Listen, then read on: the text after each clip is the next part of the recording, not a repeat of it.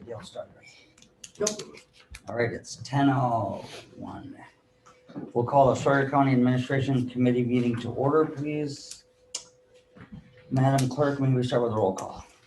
Reed Schuman, Here. Dale Slater. Here. James Slender. Here. Ron Kinsley. Here. Tom Duffy. Here. No quorum.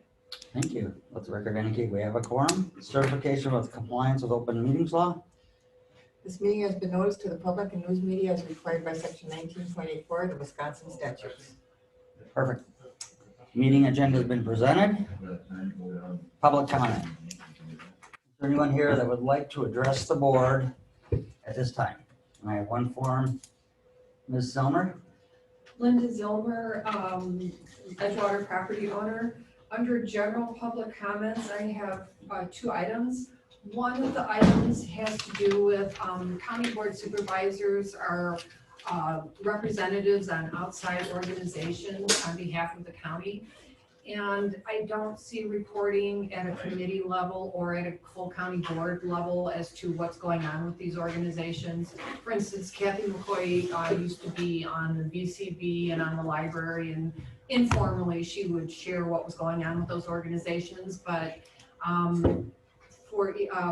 think a situation came up recently, what's going on with Northwest Regional Planning, and I believe that there are representatives from this board on that entity and that there are regular meetings. So if there's a way to get the reporting back so that there's better understanding and coordination, that would be helpful. The second item I have under general public comment has to do with the June 23rd webinar in which the directors of the Wisconsin Counties Association, Wisconsin Towns Association, and League of Wisconsin Municipalities discussed about planning and understanding the ARPA funds. And the recommendation there was things are evolving, things are changing, and to not rush into things, to work slowly and then also coordinate with your other units of government. So I do have a concern with the quick support for broadband proposals, and without the county having a process to evaluate and weigh the merits of the things that are being brought forward. Another recommendation from the June 23rd webinar was to look at counties' comprehensive plans to help identify where ARPA funds could be best be invested. The county has had a committee working on an update to the comprehensive plan. I am hoping that there can be some discussion before the end of this month. The committee requested a public open house to talk about the plan, explain it, and get input before it comes to the county board for adoption. And it sounds like Northwest Regional Planning is wanting to do that virtually. And I think that limits public participation. So if the county board maybe next week could have some input as to what that open house might look like before it comes to you for approval later in a few months, that would be helpful. Thank you. Thank you. Mike, is there anybody online that would like to speak for public comment? No hands up. Okay. No one else here? Okay, we'll move on to number 6, approval of minutes, and we'll start with joint finance admin minutes, June 10, 2021. Mr. Duffy, motion to approve as presented, second by Mr. Slender. Is there any further discussion? If not, all those in favor signify by saying aye. Aye. Opposed? Motion carries. Number 2, admin minutes 6/10/21. Everyone had a chance to review those, Mr. Duffy? Second by Mr. Kinsley, motion by Mr. Duffy, second by Mr. Kinsley to approve the 6/10/21 administration minutes as presented. Is there any further discussion? If not, all those in favor signify by saying aye. Aye. Opposed? Motion carries. Number 7, veteran service report. Gary? Good morning.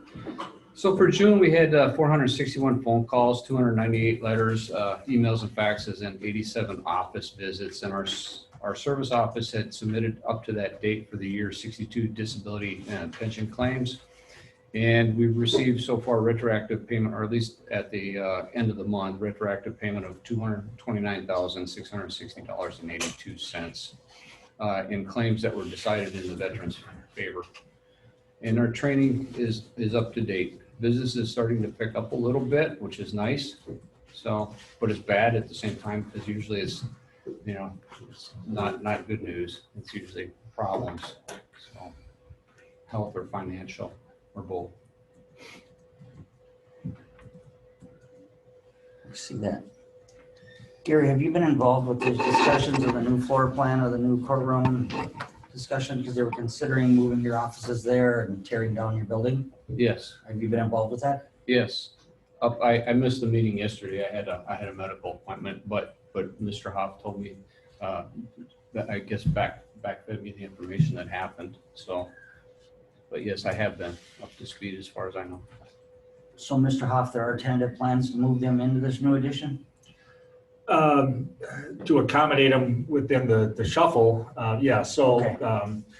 A potential use of the assembly room could be the veteran services. Cut this into 2 offices and waiting area space for the veteran services.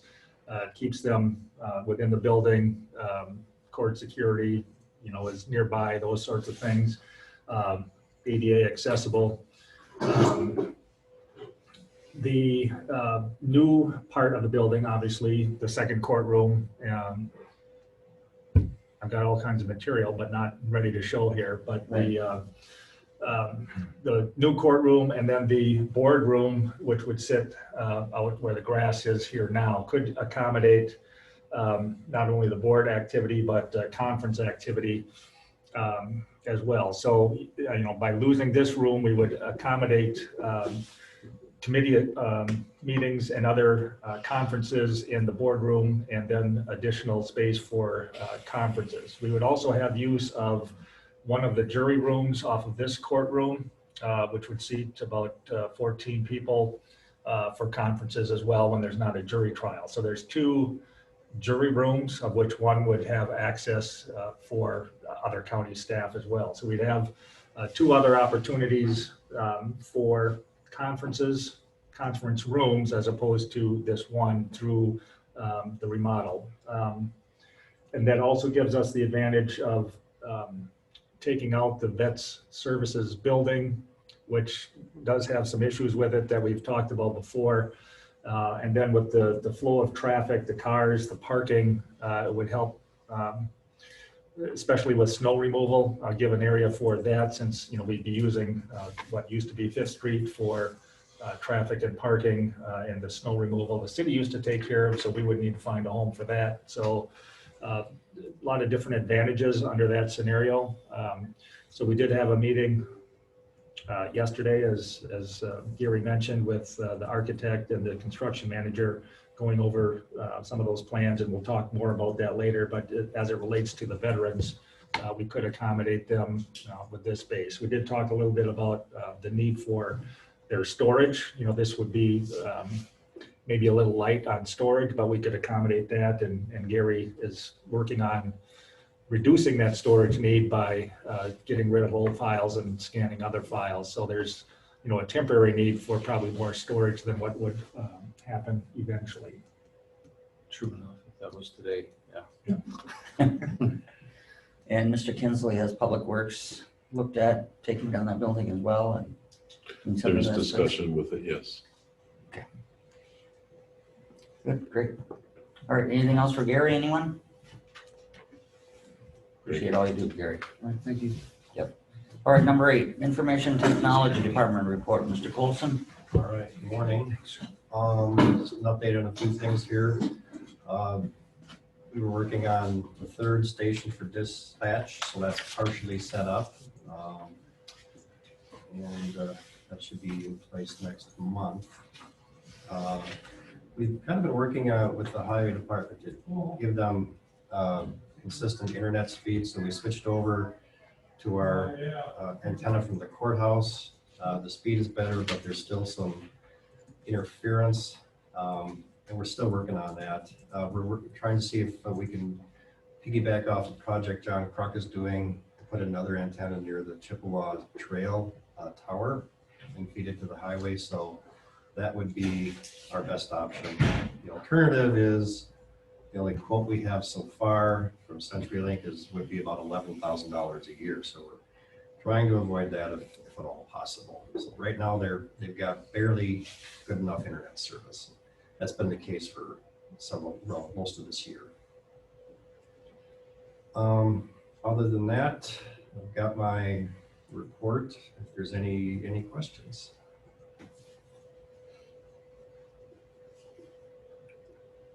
Okay, apparently my email account was sending messages to county employees again.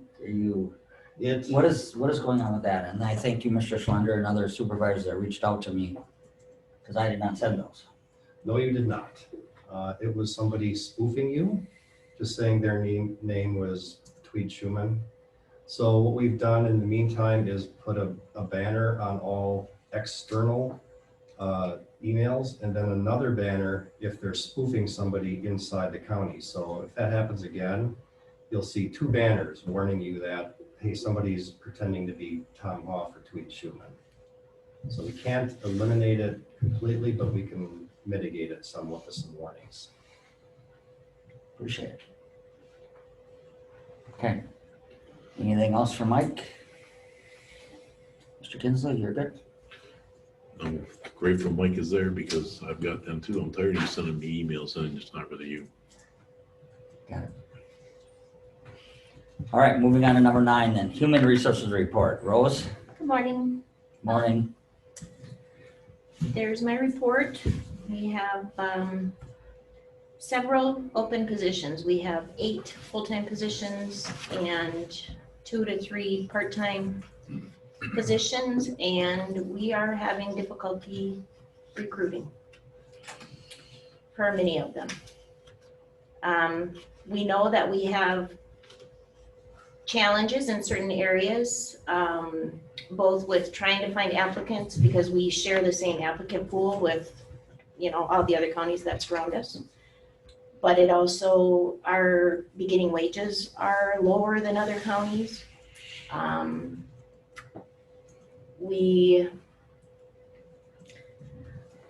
I'm gonna say, we have trouble in a lot of areas. The biggest issue that we're facing today, I'm just gonna say today, but I know that there are troubles elsewhere, is over in the jail and dispatching on the road.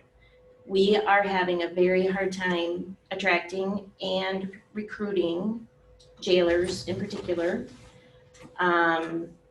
This last payroll that we just completed, there were 214 hours of overtime worked by jail staff and an additional 207 hours put to comp. So that's 400 hours of over and above time worked.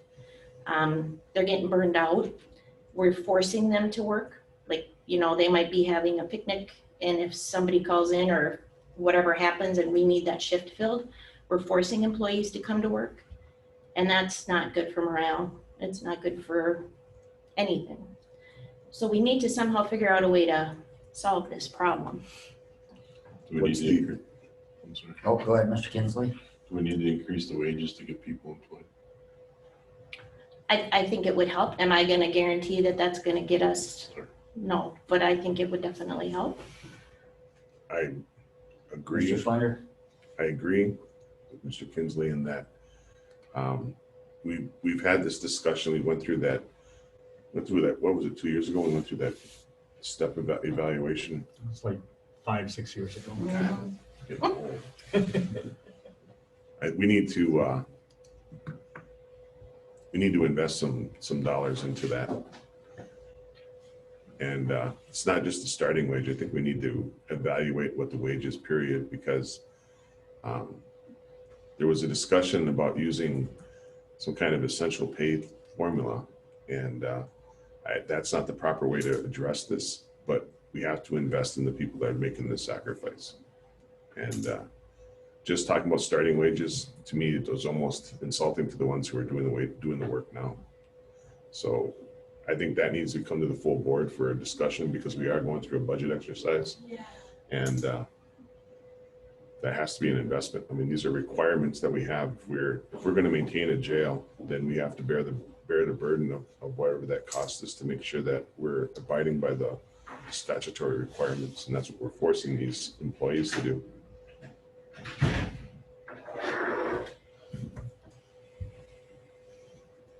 Mr. Hoff. Yeah, that's the hot topic of the day. Obviously, we've got other areas that we know that we're having trouble attracting employees. Some of it has to do with wage, some of it has to do with getting qualified individuals, that need certain certifications or something to be eligible for these jobs. You see the labor shortages all around the county and all around the nation. We're not immune from that. We are struggling as well. We used to get 50 applications for a highway job. Now we might get 1 or 2. Yeah.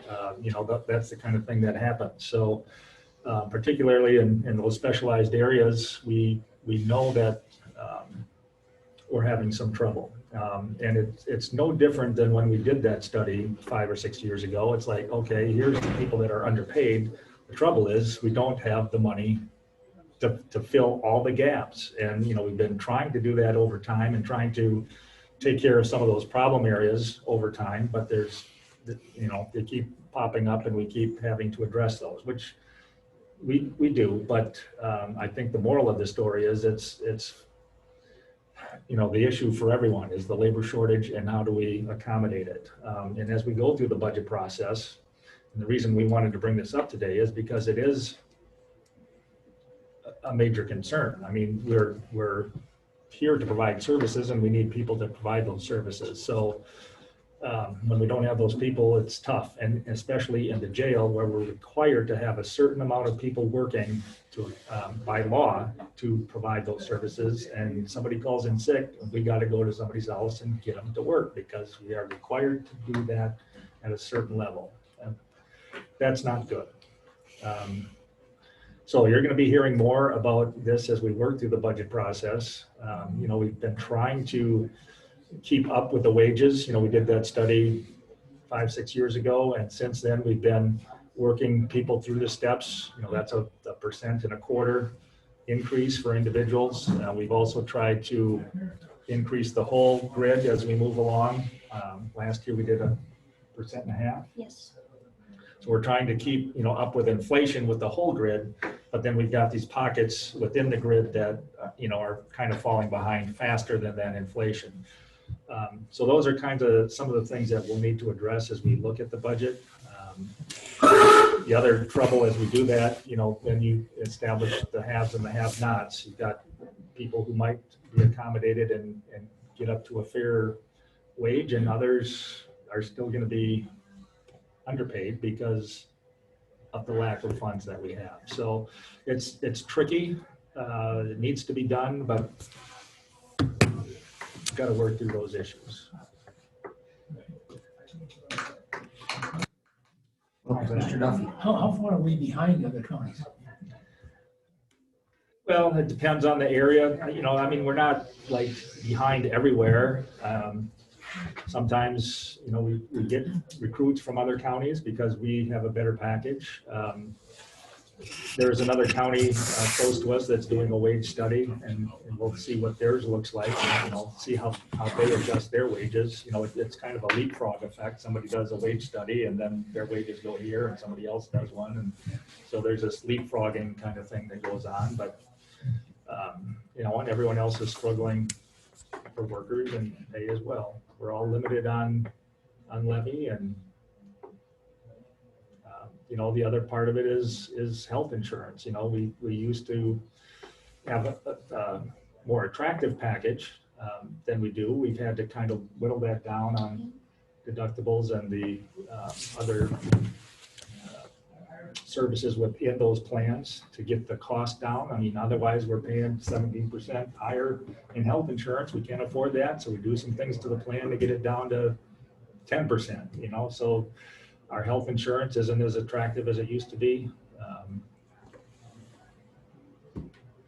And we've got a lot of workers, who've been here 20, 30 years that are going to retire, and people don't work in a spot 20 or 30 years anymore. They work 2 or 3 months sometimes, and then they look for something else. So those of us that have been in the business for a long time are dinosaurs, and people kind of rotate through a little bit quicker nowadays. So that's our woeful story on. It is a woeful story, and we aren't alone, but we are, I mean, we've been having more and more trouble, and we're getting to the point now where it was like we have to, we're having trouble getting workers. And everybody is. I mean, the title of this magazine, the turnover tsunami, you know, it says 1 in 4 employees are gonna leave their job voluntarily this year, for a variety of different reasons. You know, it could be better work-life balance, might be more pay, might be better health insurance. And I agree with, you know, we need to keep the people that we have and let them know that we value them. And we have to somehow sweeten the pot to get the replacement people that we're gonna need, because we are gonna have a lot of people retire. Right. And I attended that Public Works meeting last night, and you heard it too, and it seems like the highway department director is very frustrated, anxious, and I don't know if you reached out to him, Rose, but it sounded like he's at the end of his wits, trying I to get just his talked to him projects yesterday, done. but I, you know, I have that job everywhere. I have it at the schools. People just aren't applying. People are not I mean, you told the story about Quick Trip. They couldn't even get, I don't know. Tom, you gotta come out of retirement. Yeah, Tom, you gotta cover Quick Trip, and then you gotta shift it to jail. Well, it does concern me that we invested in things like Justice Point, you know, to address the jail population. And maybe we wouldn't need as many employees in the jail if we had all the players buying into their, you know, their pre-sentence incarceration and things like that. We could work on alternatives to that or diversion programs. Maybe they don't need to sit in jail awaiting their court date. We could have some more supervision but so that concerns me, why they need more jail staff when we're investing in things to lower the population in jail. You probably Just a will comment, tip of but- it. Well, it's not more staff, No. it's maintaining the staff. Yes. We've had a lot of turnover. Well, we got more people out of jail than we have in jail right now under supervision. We're looking at 120 people, and the jail population's like 109, I think, or 98 or something. So I mean, we've taken the alternative routes to the maximum that we can do. It's good. Anything else for Rose? Oh, okay, appreciate that, Rose. Thank you. All right, number 10, letter of support for Mosaic Broadband Project, discussion and possible action. Tom, you want to talk about that? Yes, so. Or is this Bruce here for this? Oh, Bruce, why don't you come up to the table and, Okay. please? Sure.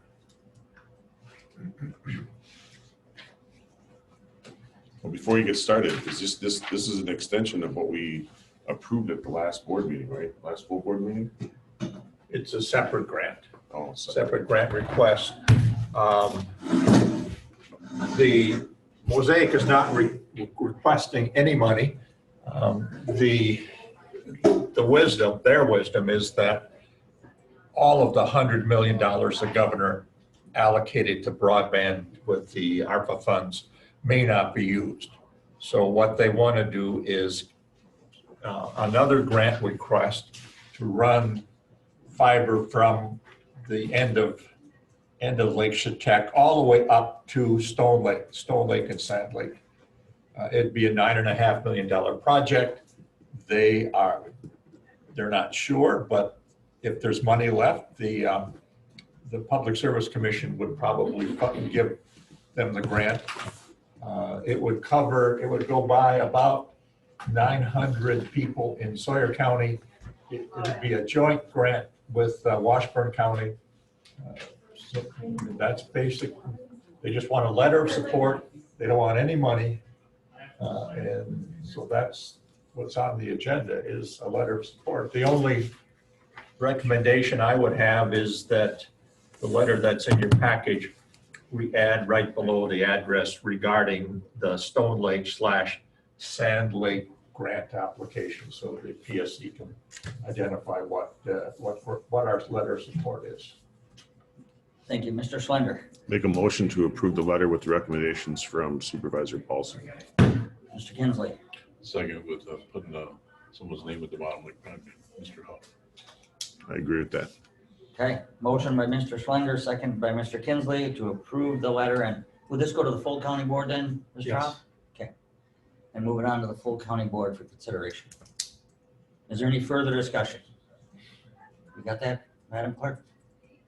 If not, all those in favor signify by saying aye. Aye. Opposed? Motion carries. Thank you, Mr. Paulson. Did you want to say anything else? No, I'm done. That's Thank you. great. That's great. Thank You're on you. top of that. Thank you. All right, moving on to number 11, County Administrator's Report. Mr. Hoff? Thank you. Couple of things at the state level. The state did put into law Assembly Bill 374, which has to do with the opioid settlement, should there be one. So that kind of outlays the process by which those settlement funds would be allocated, 70% to counties and 30% to the state. 71 of the counties in Wisconsin actually were involved in that litigation. And so it looks like there is a settlement in the works, and when there is, this outlays the way that those funds would be distributed.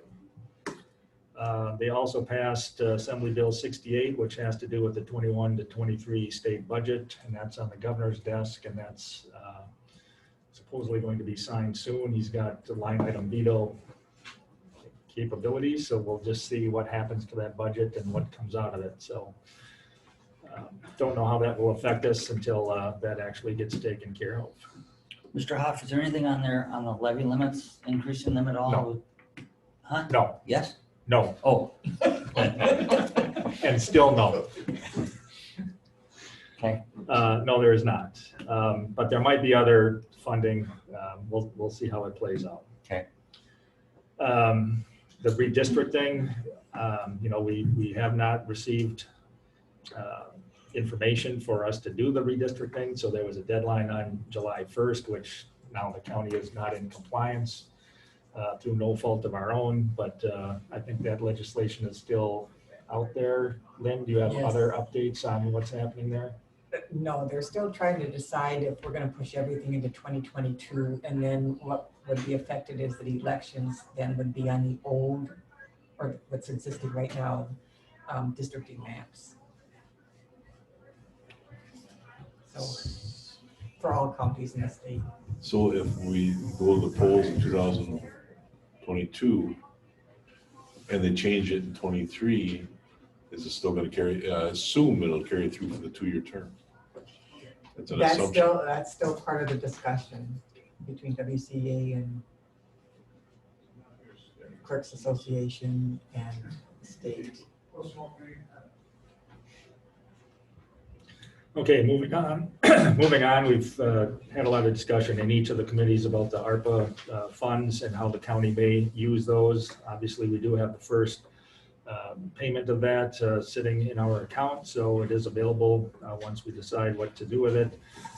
Mike Keith presented some information on the lost revenue analysis this morning in the Finance Committee. Right now, we don't qualify to use funds for that, which is actually kind of a good thing, because that means our revenue was okay last year, even through the pandemic in 2020. And it's looking pretty good so far this year. Our sales tax is up, forestry's doing pretty good. So that portion of an eligible use of those funds may not be available to us, but that's not all a bad thing, because it means our revenue is doing okay. If our revenue did tail off and we weren't getting the revenue that we expected, we do this analysis at the end of 22, 23, 24. And so if we fall below that threshold, we could use the funds to make up for that lost revenue. So, right now we can't. It would free up some of the funds for other uses other than the strict uses that they have within the plan. So we'll keep an eye on that as we go through the years here. And so we're still looking to, what are qualified and eligible expenditures, and looking for ideas through the committees, through the departments, through board members. And if you've got ideas, we can put them on the list and analyze them and try and figure out if they're eligible, number one, and if it's a use that you would want to do. Tom, as long as we're talking revenue, I know some of the local townships are looking at room tax again. Have we heard anything, or is that just Yeah, any positive news on that? one recently passed and one, And one was put in place, another one was Round Lake was being voted on this week, I think. Soon, I think, yeah.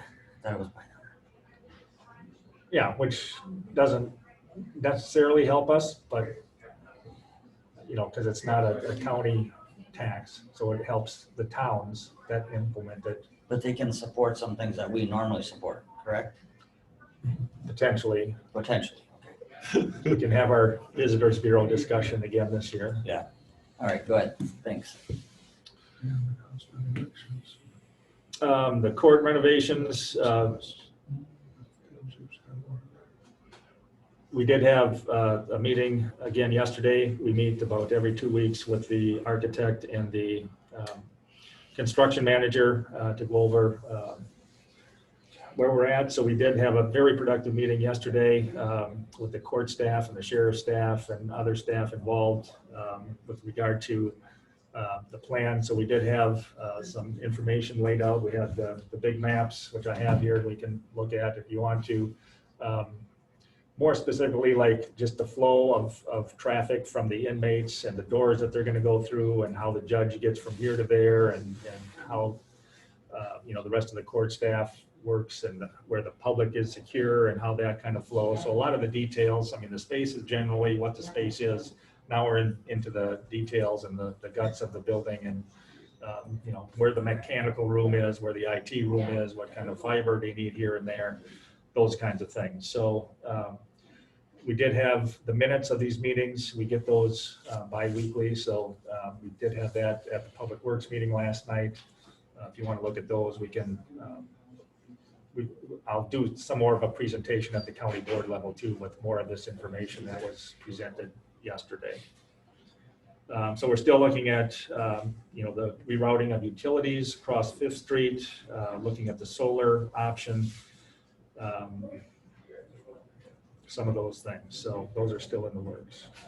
But we're getting to the critical time of deciding for sure just exactly what this footprint looks like and who's going to be where, so that we can then move into the schematic drawings and the costing of that, which will happen soon as well. So that'll give us more of an idea of how close we are to budget and what else we have to think about. And the construction manager contract with Myron was passed at Public Works That's correct. under the full coding board. That's correct. Is there any Yes. opposition or any concerns with that? Well, it's always concerning. That's a lot of money, but you got to move forward. It was approved unanimously. And Tom, what about the budget as far as now including the VA building and these other offices we're talking in here? Are we still gonna be within budget? And what do we do for now? Well, that's the big question, yeah. So in the original plan, well, let me back up. Originally, when Venture came here, they talked to all of staff about space needs, what works, what doesn't work, what could be improved. Part of that was remodeling part of this wing. So clerk of courts, had some issues, especially if this was still going to be an assembly room. The noise traffic we get from across the hall, if we could move the public into that area to mitigate some of the noise. There was some concerns with the DA's office, but we did accommodate that since those original meetings where we sliced out a room for the ADA, the new ADA that we got since we started this whole thing. So there was a piece of the budget that remodeled a portion of this wing. It was, I don't know, 600, 700,000. So that's, I don't think priority wise, if that puts us over budget, those are things that wouldn't have to happen. They were things originally contemplated and originally in the budget.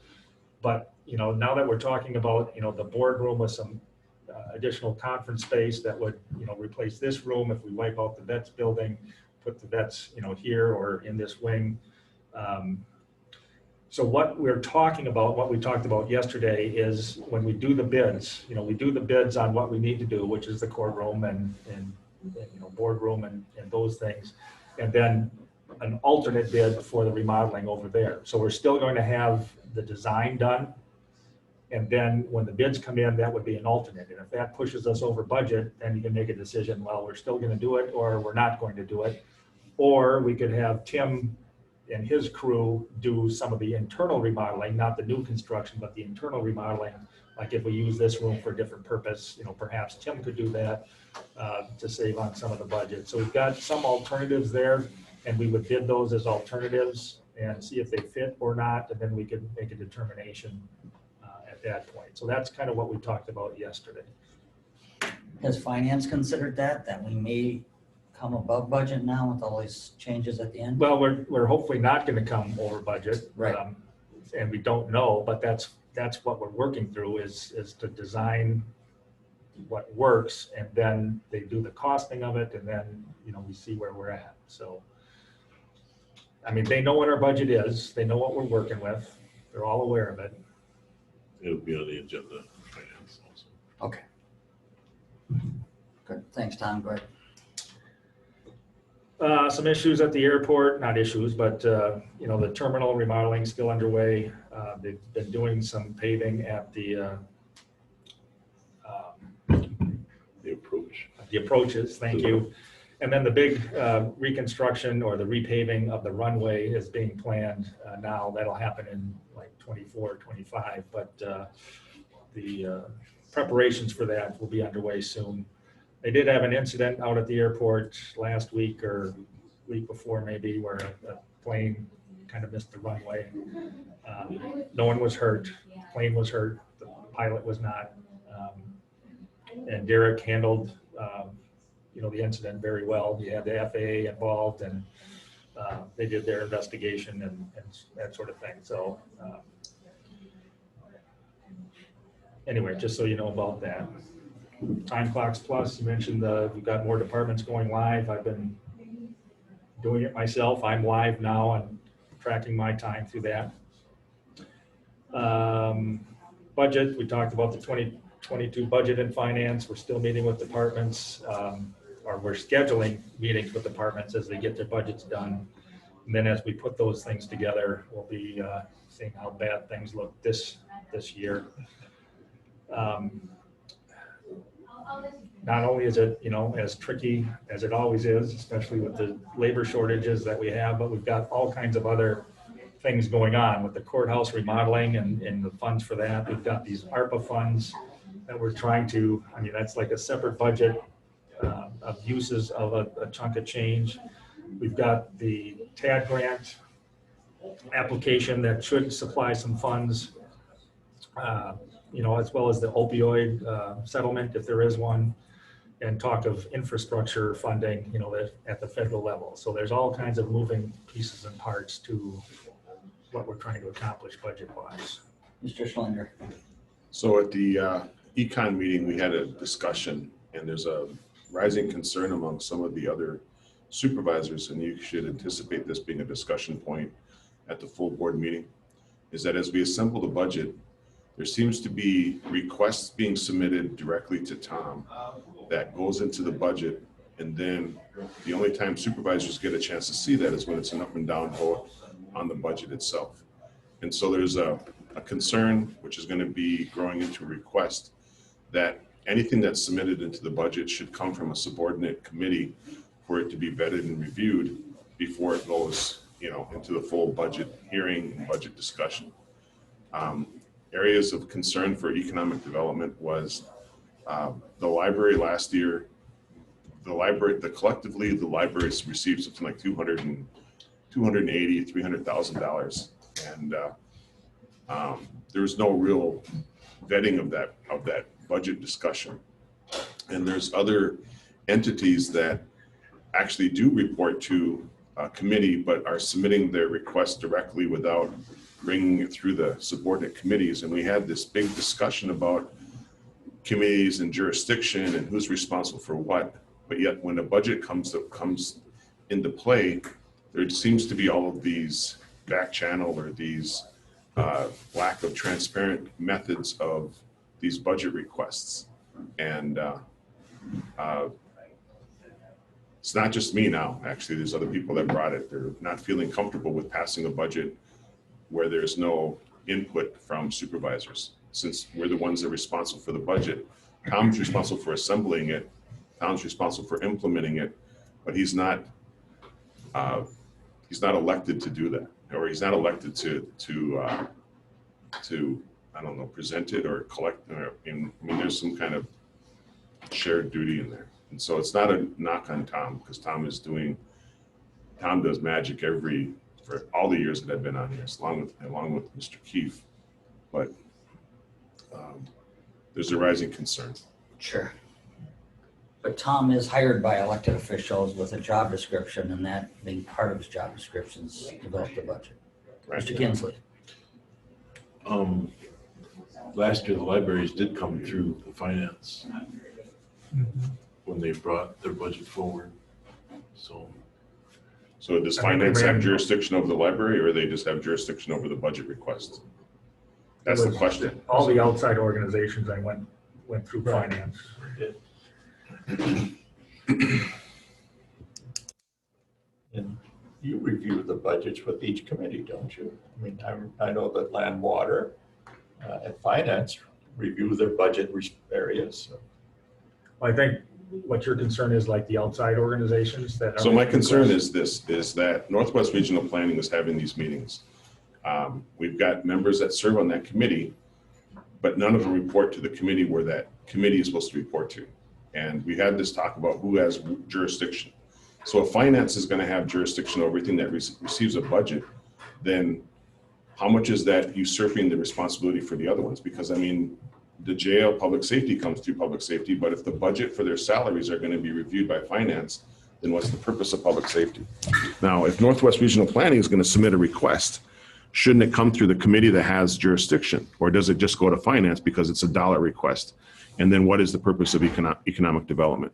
Same thing with public safety, right? So we're going to see the budgets for the sheriff's department. We're going to see the budget for the ambulance. We're going to see the budget for, emergency services. Or does that go to finance? Because finance is the one that works on the budget. So, I mean, we have this conundrum. And my concern is that we have outside agencies that have a method of getting their budget requests submitted, and it goes to finance, and then it goes to the full board. If that's the proper procedure, then fine.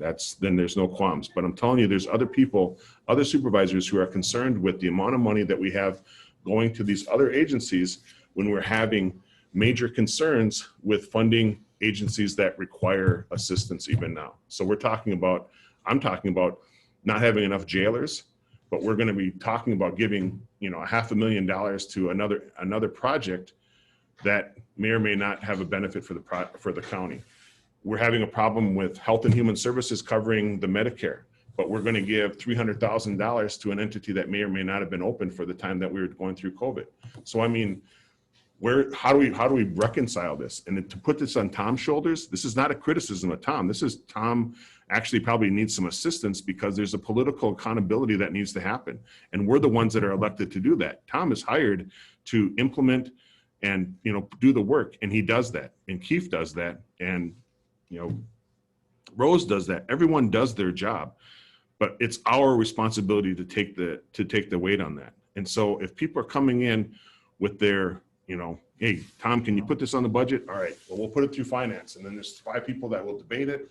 Then it goes to a full vote. And next we know, we've got 15 people doing a thumbs up or a thumbs down. And we're like, well, wait a minute. Why is this much money going over here? Why is this going over there? And we're supposed to have a budget hearing. Well, I'm very careful how I put the finance committee together, and I try to take that into account, Jim. But finance does have the last say before it goes to Tom to be in the budget. Okay. But, go ahead, Tom.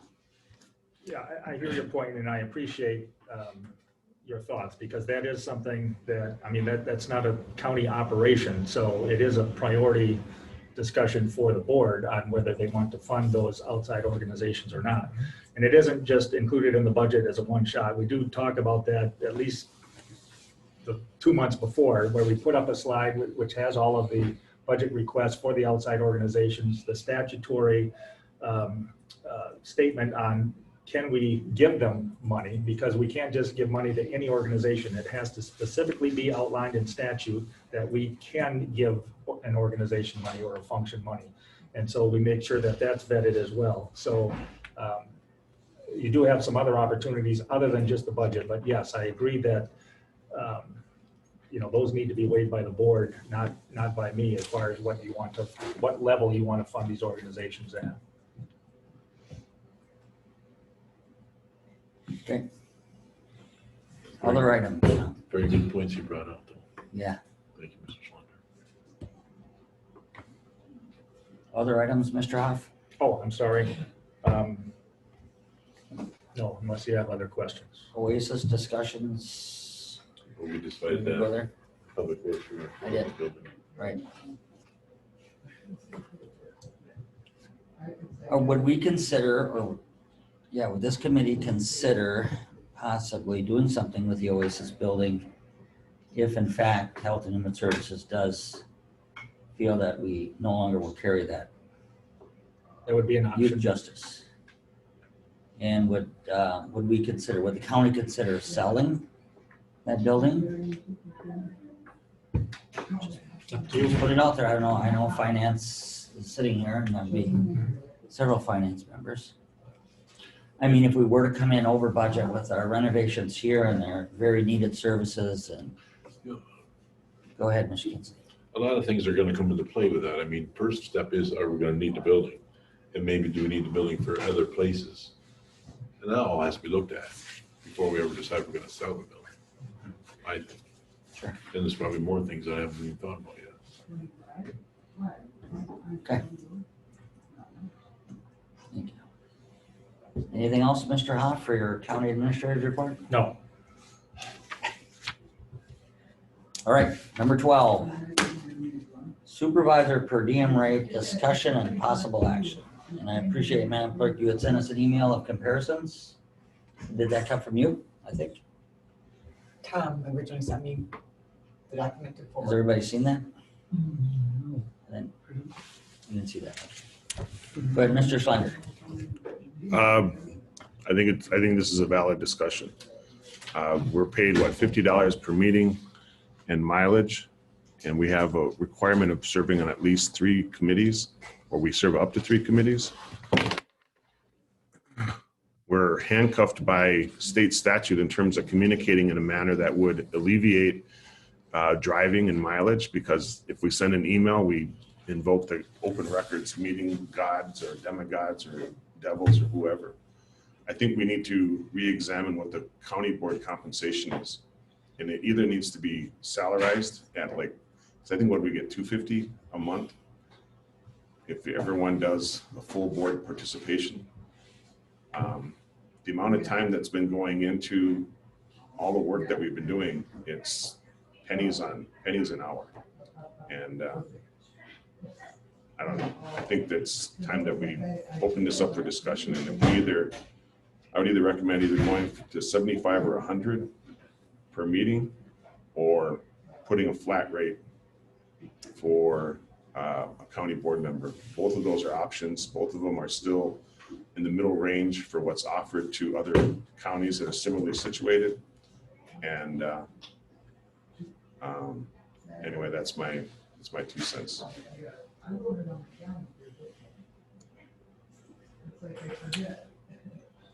Mr. Schleter. How do we compare with surrounding counties and other counties? Yeah, do you have a copy of that, Lynn? Or it's up on the board there. Ashland County is 50, just like us, same. Barron County's 95. Bayfield is 75. Burnett's 75.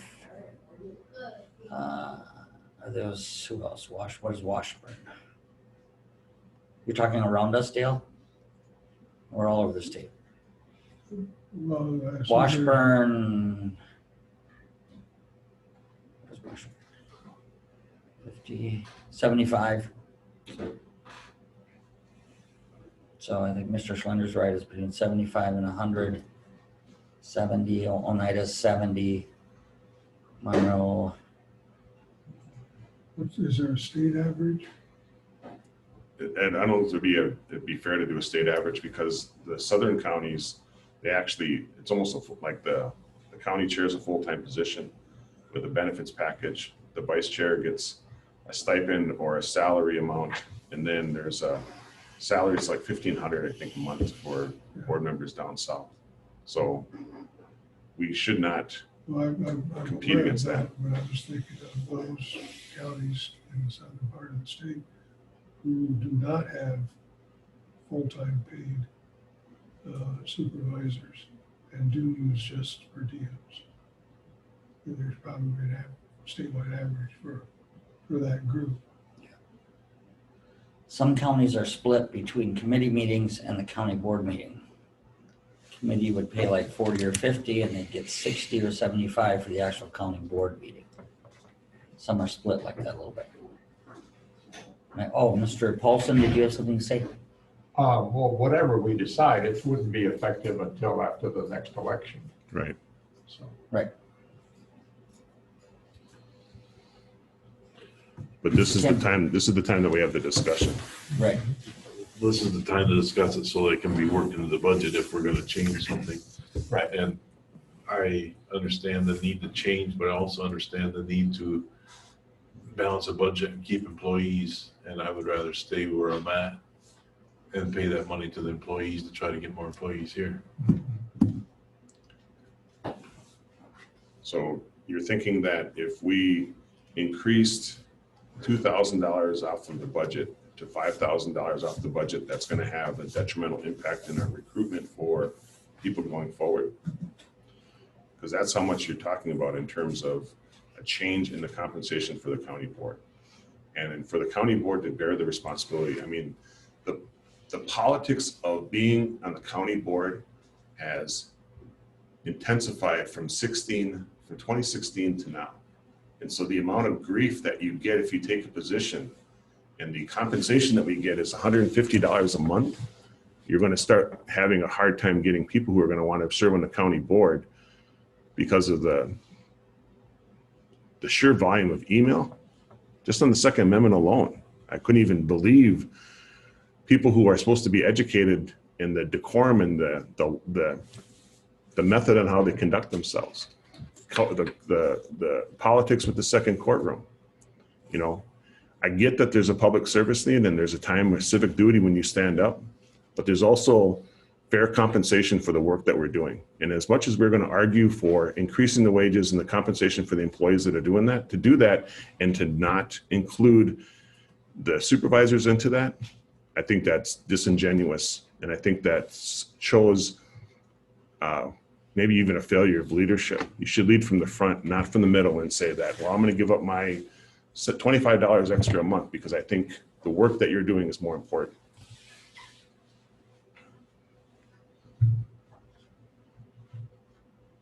I wonder if finance, Mr. Paulson, could come up with some budget impacts that, Sure. you know what I mean? Yeah, the finance. How long have we been at 50 per meeting? Mr. Schleter, you would know that. 15 years. 15. Pardon me? Have you always been at 50? Yes. It was I was at It was 15. at 50 before I got on the board. Gotcha. How long you been on the board? Since 2006. It was at 20. Holy buckets, how many years is that? I've been on since 2001. The county's only been in place a couple of years before that. You're right. So you're 30 years, and 6 and 21 is 27. So, It's a Mr. very Paulson, valid could discussion. finance Sure. come back to this committee Yeah, we with some certainly will ideas? look at it. What would 75 look like? What would 100 Right. look like? Certainly. How would it impact the budget? Right. You know, but it's more than just dollars. It's an impression to the citizens too. You know, I mean, their taxes are going up. You know, why should our fees go up? So it's broader than just dollars. It's appearance to the county. In a negative appearance to the county? Yeah, if we raise our per diems, I mean, the county people aren't gonna be saying, great. Mr. Slater? Right now, the way it sets, what is the average number of committees in-house, out-of-house, that each of our board members has? I would like to see that number, what the average is. And is it, You have that? is it Yeah, lapses? Are there, It's on, with the appointments. some of those have changed? That's easily done. Can you get that to us, Lynn? It's in the chart, yes. Cindy, Linda, you had your hand up? Yes, thank you. I had mentioned this item during public comment. Going back to the many years that the per diem rate has remained unchanged, that goes back to the years when the county board chair and the county clerk shared the county coordinator's role. And so there was, and it still exists, the $7,200 payment to the county board chairman. I believe, if I understand that chart right, is paid monthly. But with coming on, with a full-time county administrator coming on and other staff that take a lot of that workload that maybe used to fall to the county board chair, could there be a budget neutral shift? If that flat amount to the county board chair isn't needed, some of that could be used to increase the per diem. Thank you. Good point. I mean, I think when you do your budget study and you look at how many outside committees that we're doing, I think you're gonna see where you're gonna see we're already spending the money that we're afraid to acknowledge, as Mr. Paulson is. That's not what he's saying, but he's saying that it creates a negative impression. But I think that we're already spending that because we have some board members that have a lot of traveling back and forth across the county, and then they have these different meetings that are happening. And so I just think that needs to be standardized. And I don't know if we should be dipping into the chairman's salary, but I mean, if that was drafted under that previous context and it wasn't modified with the addition of Tom Hoff, then maybe that needs to be a discussion. That's a historical fact I didn't even know about. Right. I agree, that should be, at the time that change was made, and those duties and responsibilities were taken away, the $600 a month should have been taken away too. And then committee chairs, I'm not asking for separate ones for them, but there's a lot of additional work that happens with that. Right. Mr. Duffy, what do you think? I think it's a good discussion. I think it should be raised. I agree with Jim. It's been a long time. Sure. Bruce, you'd put something together for us, okay? Yeah, we will. Please. I just anecdotally, we tried to raise the fees, I don't know, maybe 5 years ago, 4 years ago. And I got a lot of negative emails, from my constituents that, here we are, we can hardly afford a loaf of bread and you're raising your salaries. Understand. Okay, we'll put this on next month's agenda, please, Madam Clerk. Yep. Any more discussion on this? All right, number 13, potential uses of ARPA funding. Mr. Hoff. Well, we've talked about this quite a bit. We have put that on each committee's agenda just to get ideas from staff and from board members on uses of funds. So it is on this agenda. So if you've got things that you want to bring up for us to look at, investigate, we've asked each department to do that as well. And so we're continuing to look at different uses and eligibility of funds. I got to step out. Okay, gotcha. Well, that was very interesting, Mr. Hoff. You talked about lost revenue, if we would qualify for any of that. then that money would not fall under the guidelines of the ARPA usage, correct? Yeah, there still are some guidelines for the uses of lost revenue, but they're much broader than the stricter requirements for just the funds themselves, the expenditure of that.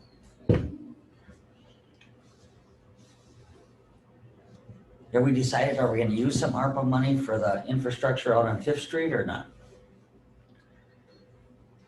Yeah, I need to review a little bit more the requirements of what is eligible for water sewer infrastructure. I'm assuming it is, there could be other things with that courthouse project that could be eligible, such as like the AV system, because it helps remote access or social distancing, or, so there could be other things that qualify. So I think it's just a matter of what other uses of these funds do you want to do? I mean, we've got a funding mechanism for the courthouse. So do you want to reduce that if that's possible?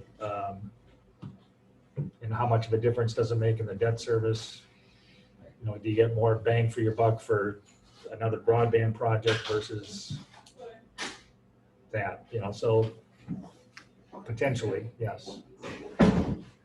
So, we've spent what? Or we've allocated 500,000 of ARPA money already?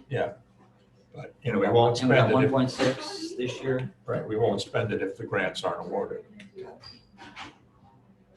And maybe that money's gonna take us a little further now with this letter you just presented? Mosaic will be able to go further Yeah. with the money we gave them?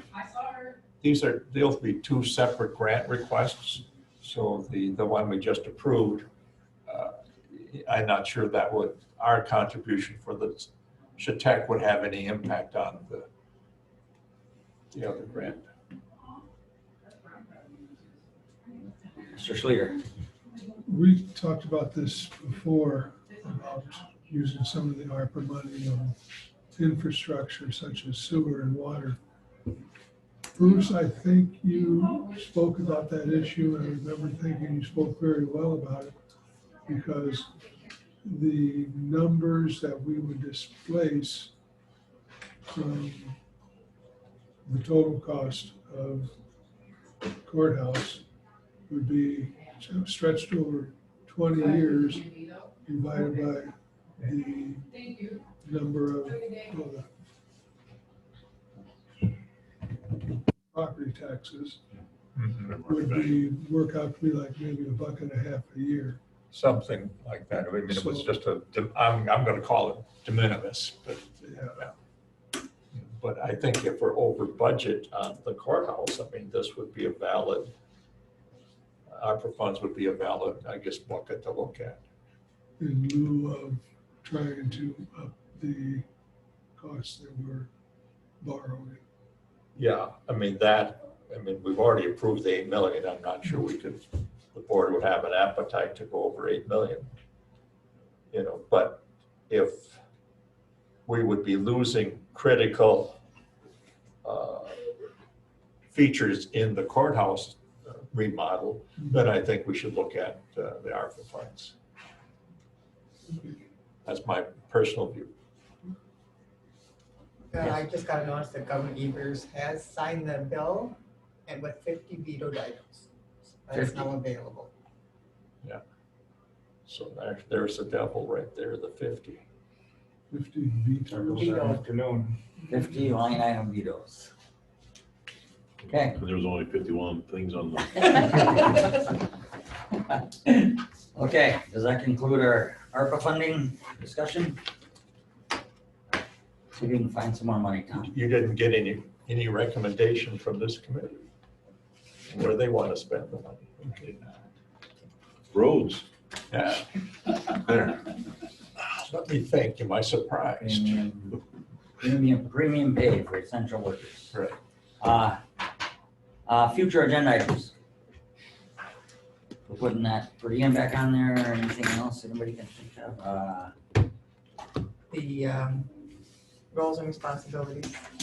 That would go to finance. Oh, the finance, sorry about that, yeah. I'm meeting, they're running together. Correspondence, reports, other matters for discussion only. Anyone? Not? We're adjourned. Thank you, everyone. Thank you. Thanks for stepping in, Bruce. Welcome.